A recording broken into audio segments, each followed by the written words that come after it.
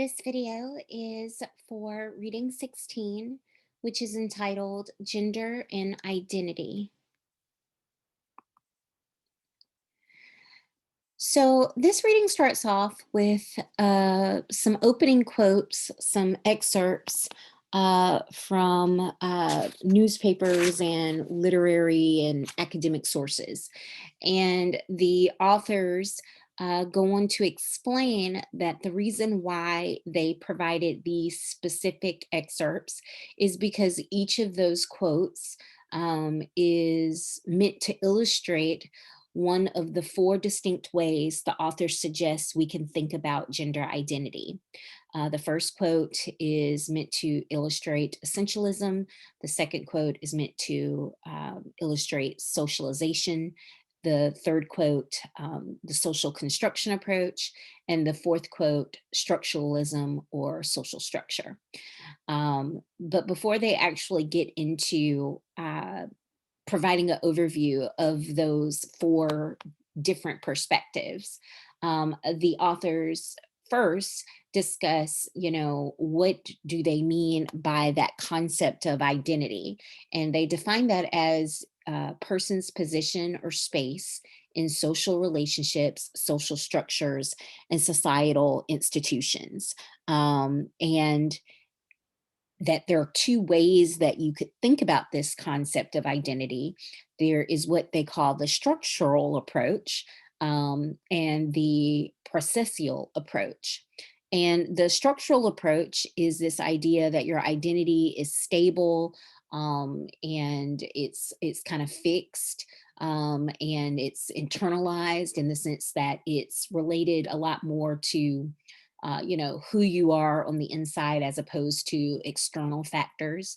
And then there is the processual approach where your identity is seen as being less stable and more related to your social is more socially constructed based upon more external forces like the institutions and the people that you interact with.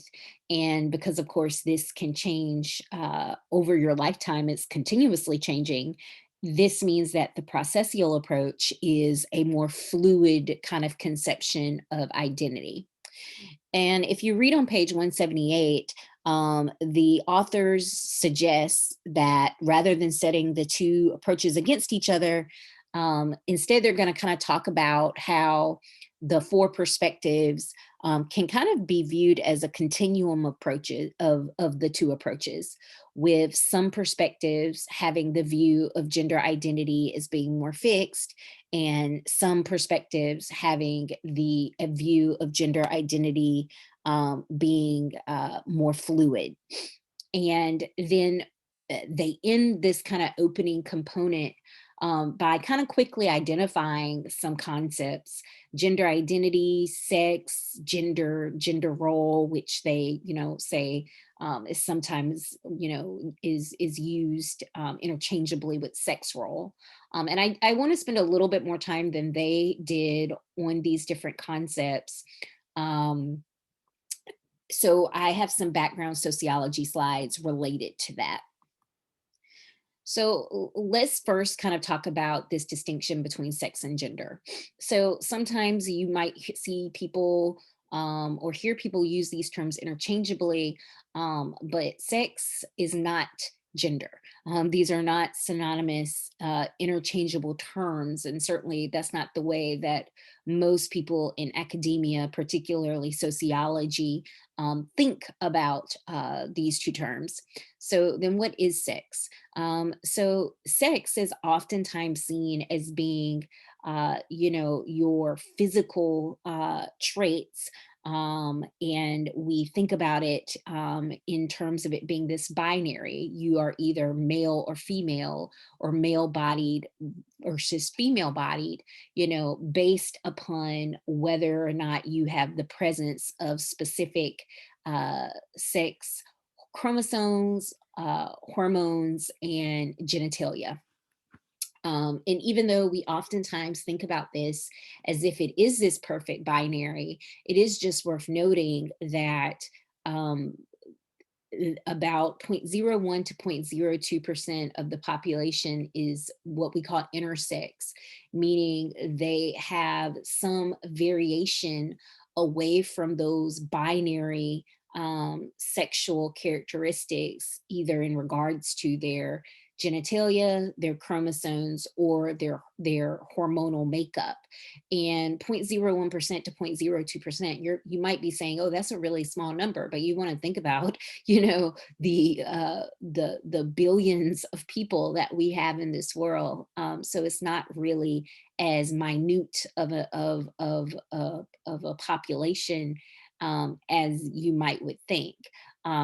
What I often tell students is that 0.01 to 0.02% occurrence in the world population is roughly equates to the same population occurrence of natural redheads in the general world population. So, if you think about it that way, if you've met a natural redhead before, then in the same way, whether you were necessarily aware of it or not, and it's worth noting sometimes the individuals themselves aren't necessarily aware that they're intersex. Um, but by the same statistical odds, if you've met a natural redhead, you probably have met someone that is intersex. Um, so let's move to maybe the even more confusing identity, which is gender. And gender is, this is the socially constructed characterizations that society has built around the sex binary, the sex categories. This is what how society labels male bodied and female bodied individuals and assigns to them, certain characteristics, certain expectations in terms of behavior and dress and roles, and gives them certain rules that they expect them to follow, um, based upon their male bodiedness or female bodiedness. And we oftentimes treat these two as if they are interchangeable. Um, but because it is a socially constructed set of characteristics, um, this does mean that sometimes people wind up having identities and expressions of their gender that are not necessarily aligned with the sex that they were assigned at birth. And so let's talk about those two things separately. One aspect of gender is your gender identity. So this is who you identify as. It is how you see yourself, who you think of yourself as being. And probably the most common terms, man, woman, they reflect that binary, similar to male and female. As we have become more aware, of course, that people do not necessarily identify um, in such a way that it aligns with the sex that they were assigned at birth. We now talk about people as being cisgender men and women, and transgender men and women. And those terms, cisgender and transgender, speak to whether or not your gender identity aligns with the one that you're aligns with the sex you were assigned at birth. So if I say that I'm a cisgender woman, I am saying I identify as a woman and I was assigned female at birth. If I were to say I am a transgender man, then that would mean I identify as a man. This is not the sex that I was assigned at birth. I was assigned female at birth, right? So those are kind of our core terms. There are some other more contemporary terms that are becoming increasingly common that are related to gender identity. Terms like gender queer or gender fluid, that kind of, clearly kind of state the fluid aspect of the individual's gender identity. There's bigender, where a person is claiming that they are equally, see themselves as equally man and woman, and agender, where a person is basically rejecting that they have a gender identity at all, that they don't think about themselves or categorize themselves in those terms. And so, of course, all of these terms contradict the gender binary that exists in the US. And so, one kind of umbrella term that you might hear people use is just the term non-binary, which would mean all of these other terms outside of certainly cisgender men and cisgender women. Some people debate whether transgender individuals, whether they're considered to be non-binary or not. Um, the other aspect of gender that I would like to discuss briefly is gender expression. So this is, kind of related to two different things. How do you express or embody your gender identity? In another way of describing that is, your gender display. And this can mean, both in terms of the way you dress, the way you groom yourself and style yourself. All of that would be gender displays. And a person can have a more or less masculine or feminine gender display, in the same way that we associate the identity of woman with female bodied individuals. We associate feminine gender displays with those individuals, much more so than masculine displays. Um, Another aspect of gender expression is about, how you act, and particularly how you act in regards to how society expects someone of your gender to act.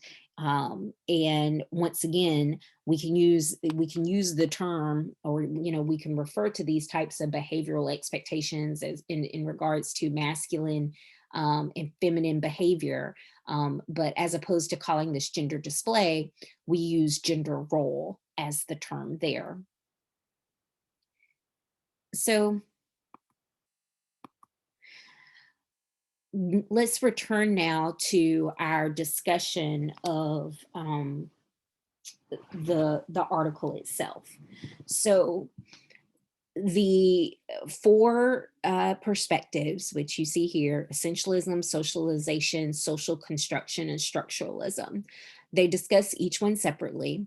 They always begin with kind of discussing to what extent does this perspective see society, see identity from a structural standpoint, meaning they see it as fixed and permanent, or do they see it from a more processual standpoint where they see it as fluid, and therefore changeable? So, essentialism: identity is stable and is fixed from birth. People who have this perspective oftentimes use sex and gender interchangeably and as synonyms with one another.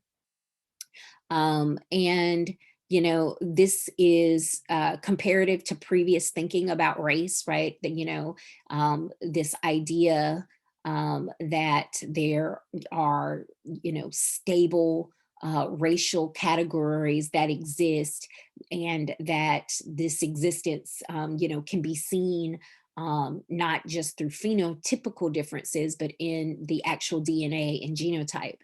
And of course, but as we discussed, when we discussed race, once the DNA, they broke down the DNA and started encoding that. We realized that in terms of genotype, even people who have very different phenotypes, weren't very different at the genetic level. And what we learned was, this concept of races that we had created in society, really didn't have much of an essentialist base. And so the authors are kind of suggesting that um, certainly there is some aspects of viewing gender through this essentialist lens that is that is similar to these past ways that we used to view race. And as the authors note, at least in a lot of academic circles, this perspective has been largely abandoned. Um, so going on to perspective two, socialization. So they see identity as only a little less stable than essentialism. And that's because the socialization perspective really emphasizes this, this focus on learning. How do you learn, who your gender identity and what is expected of you and who you're supposed to be because of this gender identity? And they say there are two variants of this perspective. There are people that really focus on that you learn this in childhood, social learning theory. And then there are people that focus on, how this learning is ongoing and continuous even into adulthood. And this is the social cognitive theory. And your book discusses in great detail, especially the social cognitive theory and how that works with the cognitive schemas. And as they note on page 181, they focus on the learning aspect, but the authors themselves kind of highlight the role of stereotypes when it comes to these schemas, because schemas is really just these kind of quick ways that we create, that we are given about how we should think about the world and ourselves and people in it.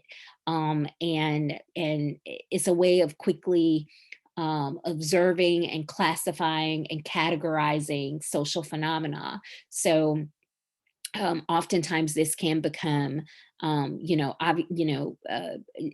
pretty stereotypical in terms of how we think and classify folks. Um, in terms of how people who have the socialization perspective, how they see gender in regards to sex or sexual orientation. Well, they don't. They unlike the essentialists, they don't believe that it necessarily corresponds with sex, and they feel it is unrelated to sexual orientation. Um, the concepts of role identities and gender roles are relevant in this perspective. But as the authors note, this research has been criticized by more contemporary academics. And that's because, we don't talk about social class roles, we don't talk about race roles. So contemporary academics really question, why we think it is okay to talk about gender roles as if these were kind of just naturally occurring phenomena, as opposed to what they are, socially constructed labels and societal expectations that really just kind of reflect the power dynamics that we've had in society. Um, and so when we say like, oh, someone's behaving like a traditional woman without really, without really analyzing, where do our behavioral expectations and role expectations for women, where do they come from and what are they based on and how do they reflect the social stratification processes that have led to, women having less power and less resources than men in a lot of different settings, right? Just kind of acting like, oh, this is just how women are, who they're supposed to be, without being more critical and analytical. A lot of contemporary academics just have a problem with this. But that is socialization. So now moving to perspective three, which is social construction. And this is more processual. So identity is seen as more fluid and less stable. And the kind of big emphasis in this perspective is that interaction is seen as being crucial to the construction of identity. And so, if the focus is going to be on interactions, then this is going to really bring in a lot of the ideas and terminology that come from impression management and dramaturgy, those theories and ideas that were big with, sociologists like Irving Goffman, because the focus is on this idea that you're performing, you develop your gender identity through these interactions, these performances. And one thing that I wanted to point out from this section that was interesting is that um, even though the emphasis is that individuals have strategies when they're performing their gender identity, so that they can have successful interactions, right? So they could be successfully doing gender, um, to refer to the Weston Zimmerman concept. But as the authors note, when you look at what these strategies are in the interactions, oftentimes these strategies are, defined by the cultural understandings of gender. So the strategies, so even though the social construction perspective is not essentialist, it's just worth noting that oftentimes when people are engaging in this impression management, they're using strategies that are shaped, that are influenced by essentialism, because, you know, culturally, especially outside of academic circles, it's those types of ideas and definitions of sex and gender that probably still have, if not the greatest popularity in 2021, certainly still just a lot of weight, particularly with older generations. And so then, the main flaw, the authors note with this social construction perspective, is that it fails to adequately account for social structures and institutions that can constrain the interactional possibilities. So by focusing solely on the interactional level, it isn't macro sociological enough. It kind of ignores the ways in which the institutions in our society make some interactions more or less possible, make some people's ability to engage in those interactions more or less possible. And so it is the fourth perspective, structuralism, which seeks to do that. It addresses these macro level patterns and questions of power and inequality.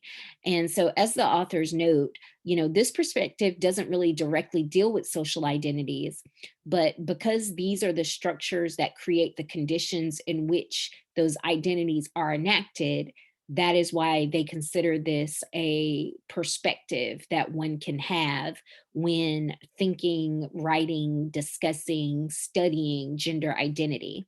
And so, they kind of conclude that the most complete understanding of the intersection between social stratification and social identities is if you use both the social construction and the structuralism perspectives in tandem with one another. If you understand how people's interactions can shape their gender identities and shape their gender displays and gender expressions, but that these interactions are occurring, in a backdrop of larger social institutions. So the example of this on page 184 or 185, which I think is a really good example, is on Brine's research on housework. So yes, what it means to be a good woman slash wife and a good man slash husband, that is being worked out at the interactional level as these couples kind of divvy up household labor, as well as paid labor in the job market. But at the same time, they're having that interaction as couples, as individual couples. It's occurring within this context of, well, what is going on in the larger economy? Why are more women working? What are the work lives of men and women like? What is happening with the pay that makes, families less able to live off of one salary comparative to in the past. So these are important institutional, shifts and characteristics that one has to consider in order for the interactional level to make sense. So this is what the authors were saying when, they were making the point that, both the third and the fourth perspective, when used together, offers the most complete understanding. And so, as always, I have a little question that I ask you to consider. Think about how you would have described your gender identity before reading this article. Which perspective would best categorize your description? Can you purposefully utilize the other perspectives to describe your gender identity? What types of concepts would you emphasize for each? Having read the article, which perspective do you think best represents how you perhaps think about your gender identity now? All right. So, really just, asking you to kind of be analytical about how you would describe your gender identity, if you had to academically, and, which perspectives, speak more or less to that description.